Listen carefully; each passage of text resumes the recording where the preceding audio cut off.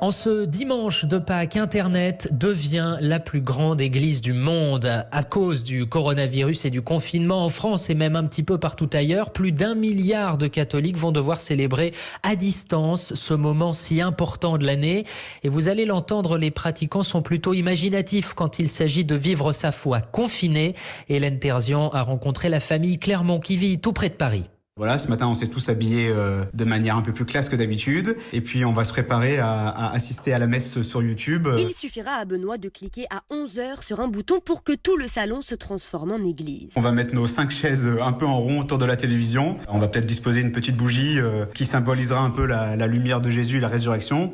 Et puis, on va regarder tous les 5 la messe avec les 5 prêtres de la paroisse qui, eux, seront tous réunis dans la même église. En cette période de coronavirus, ça a une résonance toute particulière. Leurs prières iront vers les malades, les soignants, tous ceux qui font tourner le pays, avant de partager l'agneau pascal autour de la table dressée par Marie-Axel. On va mettre une grande nappe blanche, des petits détails dorés, la couleur portée par les prêtres lors de la messe de Pâques. Un peu plus de chaises aussi, je pense que je vais garder 2-3 places vides pour représenter cette famille à laquelle on est unis, qui nous manque, qui sont là dans nos cœurs. Et une place aussi pour les personnes isolées. Louise, leur plus jeune fille, ira d'ailleurs rendre visite avec son papa et à bonne distance à une dame de leur paroisse. On lui apporte un peu de bonheur, elle est seule et donc on va lui apporter des chocolats. Des chocolats qu'elle va elle aussi déguster après une chasse aux œufs confinée.